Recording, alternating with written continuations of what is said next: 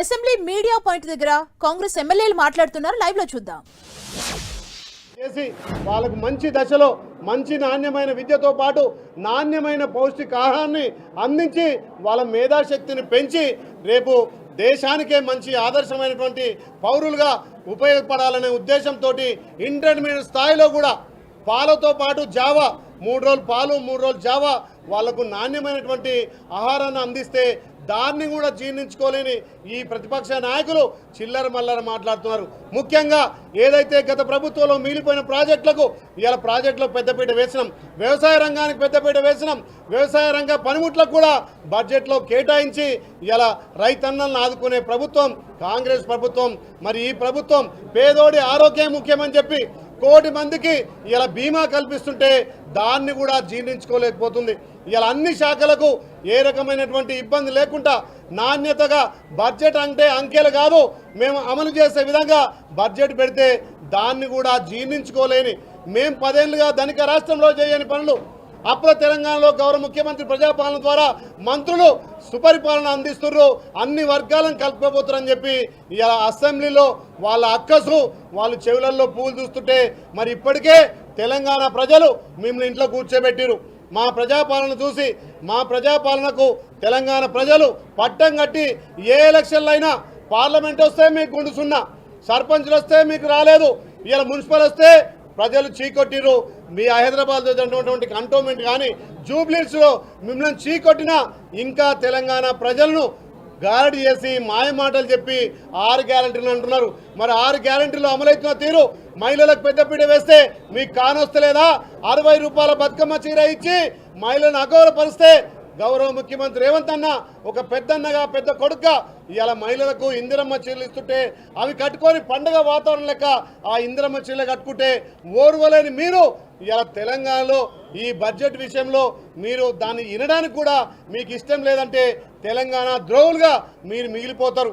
మీరు 10 ఏళ్ళు ధనిక రాష్ట్రానికి ముఖ్యమంత్రిగా మంత్రులుగా ఉండి చేయనటువంటి పనులు మా గౌరవ ముఖ్యమంత్రి మా మంత్రులు ఇవాళ అప్పుల తెలంగాణ అయినా మీరు చేసిన అప్పులు మీరు చేసిన తప్పులు ఒక్కొక్కటిగా సర్దిద్దుకుంటూ ఇవాళ ప్రజాపాలన ద్వారా అన్ని శాఖలకు ఇక్కడ విద్యార్థులకు నిరుద్యోగులకు ఆఖరికి ఎంప్లాయీస్ కూడా ఇవాళ జీవిత బీమా కల్పించి వ్యవసాయ రంగానికి పెద్దపీట వేస్తే జీర్ణించుకోలేను ఇవాళ అసెంబ్లీలో వాకౌట్ చేసిరు. తెలంగాణ ప్రజలు గమనిస్తున్నారు.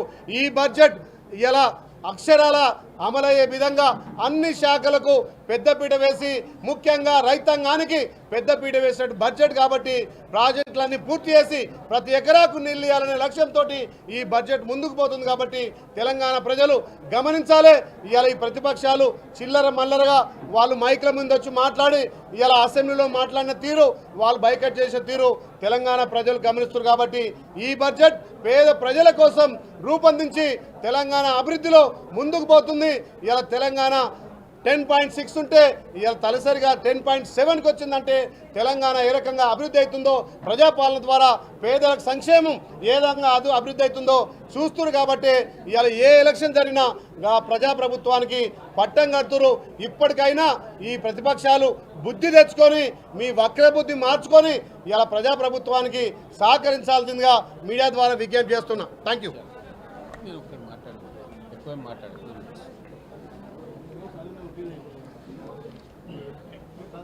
మీడియా మిత్రులకు నమస్కారం.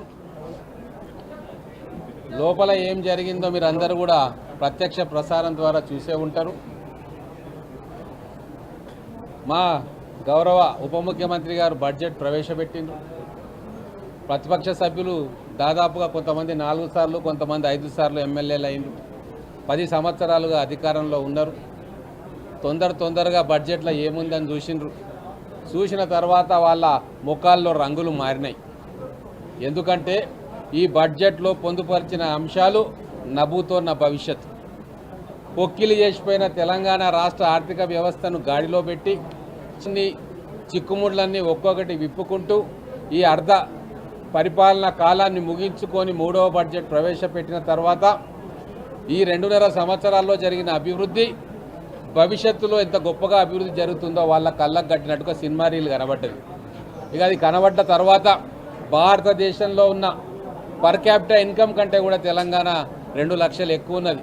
గ్రోత్ రేట్ ఈరోజు యుద్ధాలు జరుపుకుంటా ఇబ్బందుల పాలవుకుంటా ఇంత విపత్కరమైన పరిస్థితి ఉన్న తెలంగాణ అగ్రగామిగా నిలుస్తున్న వైనం అర్థమైపోయి ఇక వాళ్లకు తెలిసిన విద్యను ప్రదర్శించడం మొదలుపెట్టారు. ఒకడేమో చెవుల పువ్వు పెట్టుకుంటాడు, ఒకడేమో పేపర్లు దించి పైకి ఇసిరేస్తాడు, ఒకడేమో లేచి సప్పట్లు కొడుతూ ఉంటాడు, ఇంకోరేమో తిక్కసూపులు చూస్తూ ఉంటాడు, ఒకరు ఆకాశానికి చూస్తూ ఉంటారు, ఒకరు కిందికి చూస్తూ ఉంటారు. దీన్ని బట్టి మాకు ఏమైందంటే అర్థమవుతుందంటే వాళ్ళు మానసిక సంతులనాన్ని కోల్పోయినరు బీఆర్ఎస్ శాసనసభ్యులు. వాళ్లకు మళ్ళా మాకు అధికారం రాదేమో అన్న భయం చుట్టుకుంది. వాళ్ళ కళ్ళు బైర్లు గమ్ముతా ఉన్నాయి.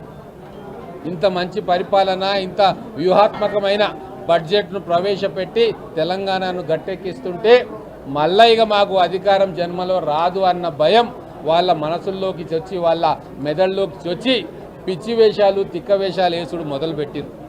మాకు అక్కడ కూర్చోవాలంటే ఒక రకంగా ఇబ్బందికి గురవుతూ ఉన్నాం.